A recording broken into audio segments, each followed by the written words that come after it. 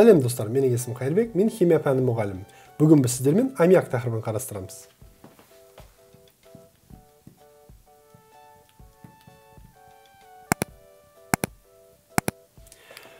Аммиак өте маңызды қосылыс. Аммиактың негізгі бөлігі, яғни 75% өндірістегі тыңайтқыштарды алуда қолданылады. Қалған пайызы бояулар, жарылғыш заттар, фотосурет жасауда, тоқыма жасауда, басқа да өндірістерде қолданылады. Негізгі, яғни қолданысы аммиактың ол тыңайтқыштар алуда. Не себепті аммиак бізде тыңайтқыштар алуда өте маңызды? Себебі біз алдыңғы сабақта айтқанымыздай, аммиактың құрамында азот бар. Ал азот өсімдіктерге ең қиын алынатын элементтің бірі. Себебі өсімдік өздігінен азотты ала алмайды атмосферадан. Атмосферада өте көп мөлшерде азот болғанымен, оның 3 еселік байланысын үзу өсімдікке мүмкін емес. Оны тек қана бактериялардың көмегімен ыдыратуға болады, алайда ол ұзақ процесс. Сондықтан біз оны жасанды түрде, яғни азотты қосылыстар, тұздарды топыраққа себу арқылы біз өсімдіктерді азотпен тыңайта аламыз.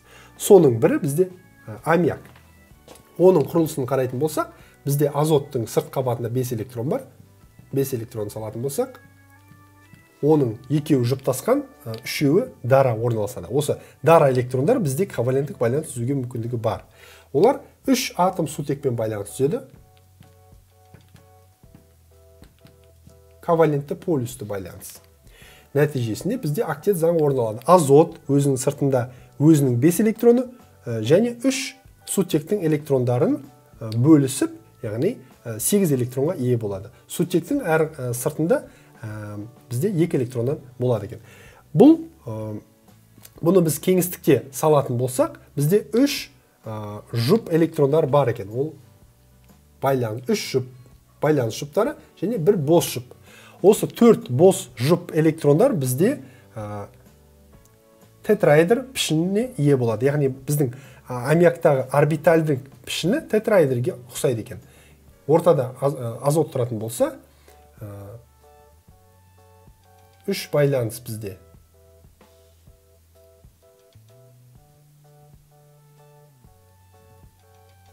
Осылайынан, және бос жұп электрондар жоғарыда орналасады екен. Бұл пішін бізде, жалпы орбитальдік пішін бізде тетраэдр болғанымен, молекуланың пішіні тетраэдр емес. Себебі молекуланы алған кезде біз бос жұп электрондарды мүлдем ескермейміз. Сондықтан молекуланы біз тек қана мына пішінмен ғана айтамыз. Бұл пішін бізде 3 бұрышты пирамида. 3 бұрышты пирамида.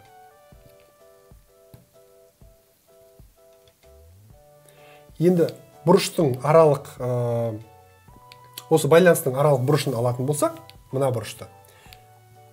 Бізде жалпына тетраэдрдің бұрышын 109-5 градус деп аламыз. Мәселен, метанның барлық, яғни көміртектің 4 сутек атомдары бар байланысқан. Барлығы біркелкі тартылыс күшіне ие болғандықтан, біркелкі электртерістіліктері бар. Олар бізде дұрыс 3 бұрышты пирамида түседі. Яғни біз оны тетраэдр дейміз. Бұнда бізде дұрыс 3 бұрышты пирамида емес, себебі біз төменгі бөлігін қана алып жатырмыз. Алайда, мынаны егерде жалпы алатын болсақ, ол дұрыс 3 бұрышты пирамидаға жақын. Алайда біздің Гиллеспи теориясы бойынша бос жұп электронның тебілісі, мына жердегі тебілісі, байланыс электрондарының тебілісіне қарағанда әлдеқайда жоғары. Сондықтан, негізінен 109-5 градус болатын бұрышты, мына бос жұп электрондардың қатты тебу арқылы ол бұрыш кішкене сығылады. Сондықтан шамамен 2,5 градусқа сығылады әрбір бос жұп электрон. Сонда 109-5-тен 2,5 алатын болсақ, бізде 107 градус болады екен. Аммиактағы осы азот пен сутектің арасындағы байланысты біз 107 градус деп айтамыз. Сонымен оның біздегі пішіні 3 бұрышты пирамида болады екен. Алайда бізде бос жұп электронның маңызы өте жоғары. Яғни бос жұп электроны химиялық оның белсенділігі бар. Яғни аммиак бізде осы бос жұп электронның көмегімен нуклеофил болады екен. Яғни бұда электрон тығыздығы жоғары. Осы нуклеофилдік қасиет оған басқа да электрофилдермен реакцияға түсуге мүмкіндік береді. Мысалыға, сутек катионы, бізде электрофил, себебі сутекте электрон тапшы. Осының нәтижесінде біздегі бос жұп электрондар сутектің бос ұяшығына шабуыл жасап, арасында байланыс түзіледі екен. Ол байланысты біз былай Льюис диаграммасымен көрсете аламыз. Азот, бос жұп электрон, сутек атомдары, 3 ковалентті полюсті байланыс. Бізде азот пен сутектің арасында бос жұп электроны бар бізде қалды. Оған бізге, яғни бос жұп электрон сутектің катионына шабуыл жасайды. Сутектің катионында бос ұяшық бар. Электрон мүлдем жоқ. Сондықтан осы электрондар мында бос ұяшыққа қарай ығысады екен. Нәтижесінде екі, яғни азот сутекке қарай жақындау арқылы арасында байланыс түзіледі. Ол байланысты біз ковалентті дейміз. Себебі мына электрондар нәтижесінде екеуіне де ортақ болады.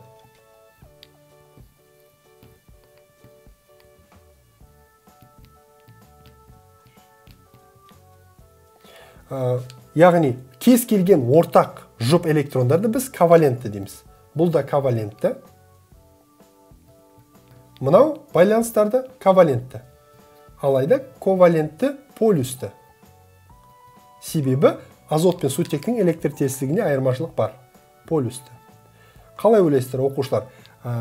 Азот пен сутектің мына жердегі байланысының типі қандай? Қандай ковалентті?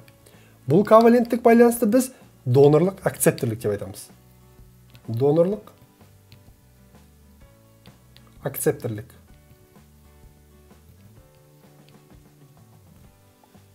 Яғни, бізде донор болып тұрған кім? Азот. Себебі ол өзінің екі бос жұп электронын сутекпен бөлісіп жатыр. Ал сутек бос ұяшығымен келіп, азоттың бос жұп электрондарына мүмкіндік беріп жатыр. Бос орбиталь беріп жатыр. Сонда сутек бос орбиталь, азот жұп электрондарын беру арқылы екеуі бөліседі.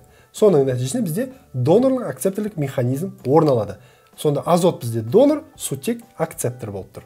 Электронны акцепторы. Оны да біз ковалентті байланыс деп айтамыз, себебі электрондар бөлісіп жатыр. Осы нәтижесінде жалпы заряд бізде мынау ионда плюс болады. Себебі сутек H+, яғни электрон тапшылық бөлшек болып келгендіктен жалпы молекулаға ол да дәл сол тапшылығын береді. Нәтижесінде бізде аммоний NH4+, аммоний ионы пайда болады. Аммоний ионы суда оңай диссоциацияланады, яғни осындай күйде кездесіп, бізде ол топыраққа жақсы сіңіп, өсімдіктер оны жақсы игере алады деген. Сонда аммиактың мақсаты біз онан аммоний ионын алу екен. Яғни таза аммиак барып өсімдіктерге құнарлығын бермейді, ол бірінші аммоний ионына айналып барып қана беріледі екен. Аммоний иондарын біз топыраққа тұз ретінде енгіземіз. Себебі тұздар, аммонийдің тұздары өте жақсы ериді. Мысалға, аммоний хлориді, аммоний нитраты, біз бұны аммоний селитрасы деп айтамыз, немесе аммоний сульфаты. Бұл қосылыстар, яғни тыңайтқыш ретінде кең қолданылады екен. Себебі әрқайсысын суда еріткен кезде диссоциацияланып, аммоний иондары бөлінеді. Және олар топыраққа сіңіп, өсімдіктер одан азотты алады екен. Азоттың маңызы қандай? Ол амин қышқылдарының және белоктың, нәруыздың ең негізгі құраушы бөлігі. Сондықтан өсімдіктерге ең жетіспейтін элемент осы болып табылады. Қалған элементтерді ол басқа компоненттерден алынады екен. Енді аммонийдің, яғни аммиактың тұздарының лабораториялық реакцияларын қарастырайық. Қазір біз сіздермен аммиактың лабораториялық алыну жолын қарастырамыз. Ол үшін бізге кез келген аммонийдің тұзы болады. Мысалы, аммоний хлориді. Қатты күйде, яғни тұзды аламыз, және біз оған негіз қосамыз. Мысалы, кальций гидроксидін. Қосу арқылы қыздыратын болсақ, бұл да қатты болады. Қыздыратын болсақ, бізде аммиак бөлінеді. Плюс кальцийдің хлориді түзіледі, тұз, ол да қатты болады. аммиак бізде газға айналады және су бөлінеді. Су сұйық күйде. Яғни лабораторияда аммиакты алу қиынға соқпайды. Ол үшін мынандай құрылғы орнатса болады. Осындай сынақтың ішіне біз аммоний хлоридін мен кальций гидроксидін араластырып қыздырамыз. Мұнда біз майшам немесе спирт шам қоя аламыз. Нәтижесінде түтікпен бізде аммиак бөлінеді. Түтікпен келесі ыдыстан өтеді.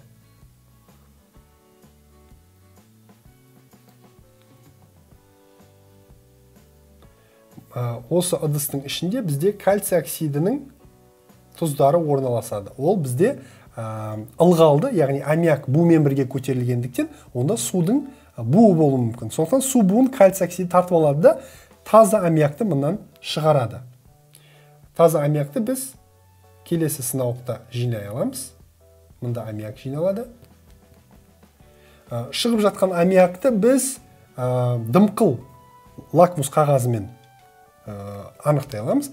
Дымқыл лакмус, қызыл лакмус қағазы көгереді, аммиакты жақындатқанда. Себебі аммиак бізде сулы ортада сілтілік орта түзеді. Ал сілтілік орталы қосылыстар қызыл лакмус қағазын көкке айналдырады. Лакмус көгереді. Осылайша біз аммиакты лабораторияда бөліп алуға болады. Енді сіздермен қазір аммиактың басқа да реакцияларын қарастырамыз. Бірінші, аммиактың біз аммиактағы азоттың тотығу дәрежесінің өзгеретін және өзгермейтін реакцияларды қарастырамыз. Мысалға, аммиакқа қышқыл қосатын болсақ, H-хлор, бізде аммоний хлориді түзіледі. Қатты. Сұйық газ. Осында біз аммиактың құрамындағы азоттың тотығу дәрежесін анықтайтын болсақ, сутек бізде +1, +1-ді 3-ке көбейтеміз +3, сонда азот -3 болады. Азоттың мында тотығу дәрежесі -3, мында да оның тотығу дәрежесі өзгермейді. -3, +4, -1. Жалпы сонда бізде 0-ге тең болады. Ал кей реакцияларда аммиактың құрамындағы азоттың нәтижесінде шыққан қосылыста бізде тотығу дәрежесі азотта өзгереді екен. Оған мына мысалдар жазуға болады. Мысалға, аммиакқа мыс оксидін қосатын болсақ, су түзіледі, азот және мыс түзіледі. Бұндағы біз қазір теңестіретін болсақ, мұнда 3 қоямын, мұнда 2 қоямын, азотта 2 бар, мыс бізде 1, сутек 3, сондықтан мұнда 3 қоям, мұнда 3 қойылады. Азоттың тотығу дәрежесі -3, мұнда азоттың тотығу дәрежесі 0. Яғни бұл реакцияда аммиактың құрамындағы азоттың тотығу дәрежесі өзгеріп жатыр. Сондықтан бұл тотығу-тотықсыну реакция болып табылады. Келесі реакцияда аммиак хлормен реакцияға түсіп, азотты және H-хлорды бөледі. Реакцияны теңестіретін болсақ, мұнда 2 қойсақ, сутек 6 қоямыз, хлор 6, мұнда 3 қоямыз. Сонда бізде азоттың, аммиактың құрамында азотта -3 тотығу дәрежесі, мұнда 0 болады. Келесі реакцияда жалпы аммиакты қыздыру арқылы біз келесі қайтымды реакцияға ие болады екенбіз. Бұл азот және сутек бөлінеді. Бұны теңестіретін болсақ, біз мұнда 2 қоямыз, мұнда азоттың алдында тұрмайды коэффициент, мұнда 3 қоямыз. Нәтижесінде бізде -3 және 0 тотығу дәрежесіне ие.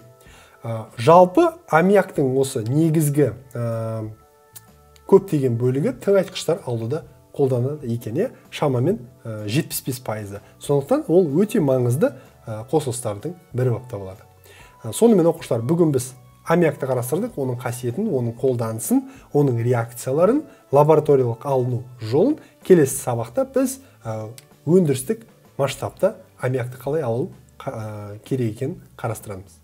Бүгінгі тақырыбымыз аяқталды. Сұрақтарыңыз болса видеоның астына жазыңыздар, мен міндетті түрде жауап беремін. Сау болыңыздар.